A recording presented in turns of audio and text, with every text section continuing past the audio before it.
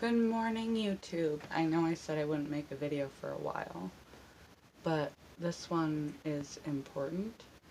Um, if you are bipolar, or you suffer from another mental illness, or a chronic condition of any kind, um, I've said it before, I'll say it again. It is important that you have a care team for your work.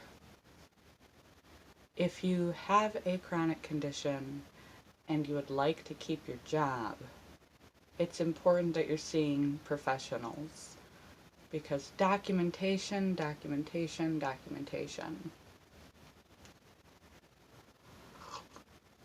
It's now 4:20 a.m. and I have had the first 7 hours.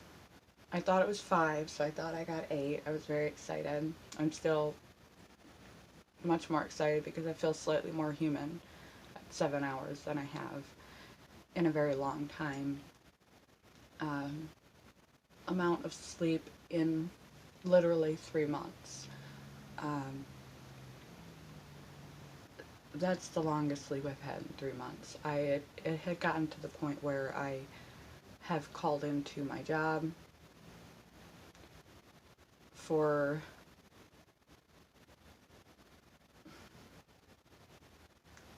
enough times that it's really starting to show. Called in or left early. Typically it's leaving early because I think I can do it, and then it turns out that I can't. They use sleep deprivation as a torture method for a reason, and at first, when you have bipolar, the insomnia doesn't faze you, it fuels you. After a few days, you just can't turn it off. And then, as time goes on, the mood state changes, and if you don't wind up completely psychotic, you start to shift the other way, and you feel the tired, but you're still not sleeping. 3 months on 2 to 3 hours of sleep a night.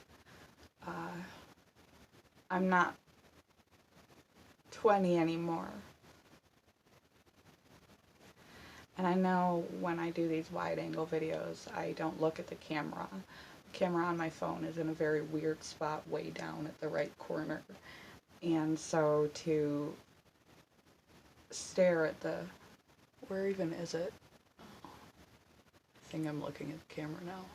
Look into the camera lens. It's like I'm looking off at the wall. And it's just very strange.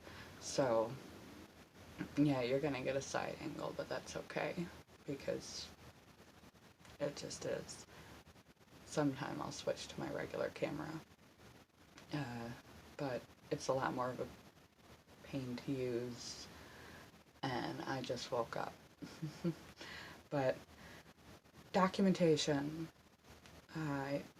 at part-time, where I'm at now, because of what happened a few years ago, with having a prolonged psychotic episode, I was put on part-time at my job. Part-time coverage doesn't include FMLA. If you have the capacity to get yourself on FMLA, do it. Even if you have not had a problem yet, whatever your medical or mental condition, look into FMLA, because it's there when you need it, and it will protect you if and when you need it. And FMLA covers, it's the Family Medical Leave Act, and it covers situations where your absenteeism or leaving work early, if your work has policy like mine does, where you're leaving work early, or coming in late, which I don't do. I just end up not being able to make my shift and leaving. And I fell asleep right after work, right after I left work, so which would have been my lunch hour. I was out. I worked second. and slept until 4 a.m. But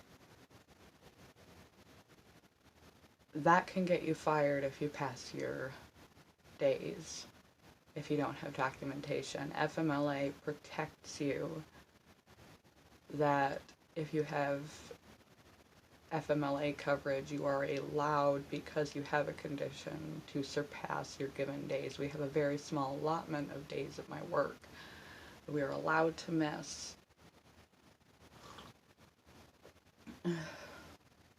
Coffee is so much better when you've actually earned it with sleep. But if you don't have FMLA coverage, it's simple. You just ask your employer about it, take it to your doctor, have your doctor fill it out. If you have a qualifying condition that's going to require more than your typical absenteeism. If you don't, documentation. And in order to have documentation, real documentation, you need to have a real team of doctors who see you for a qualifying condition and legitimate problems occurring, and get them to document the condition so that you can take that back to your job. For me and for others with mental illness issues, that can be a little bit tricky, trying to talk your doctors without the FMLA into writing you something for your job. I've had to go through many loopholes to make that happen. Sometimes they're more okay with it than not because of HIPAA policies to protect you, even if you have already disclosed your job and you're willing to let them be known. They don't want to. So it might take a little work on your behalf, but it depends on how much you want your job. I want to be working. Ideally, I'd like to be working full time, but at this rate, without proper notice, I am peaking and exceeding my allotted time for the year, falling asleep on the job. In these little micro sleeps. And I need, once again, to have proper documentation of my medication, its symptoms, agitation.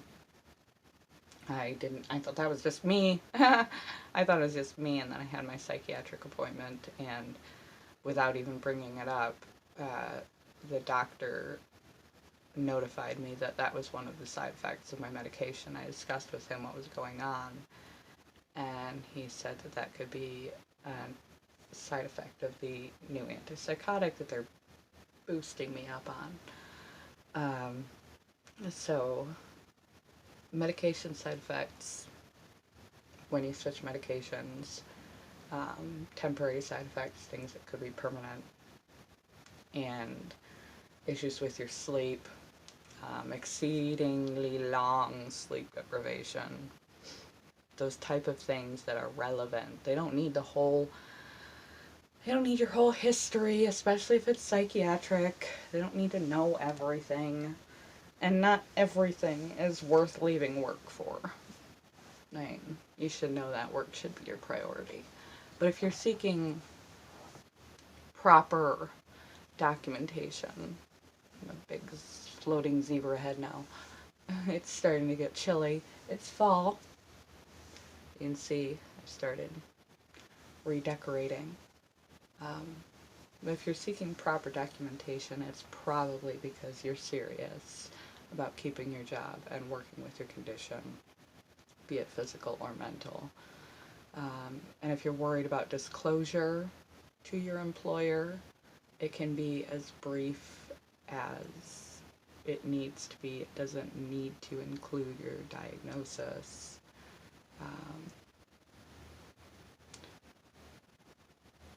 Just the facts. but you need documentation.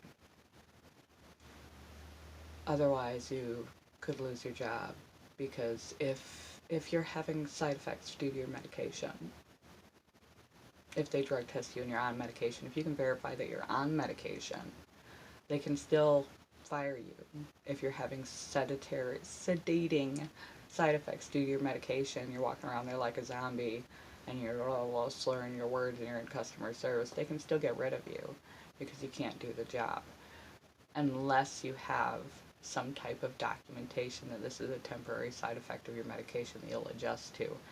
If your illness or your medications or your treatments for any situation are interfering with your work past what is allowed, you have to go to your doctors and get documentation for this illness if you want to keep your job.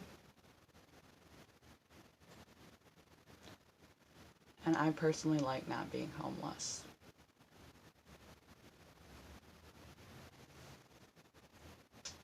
Or jobless.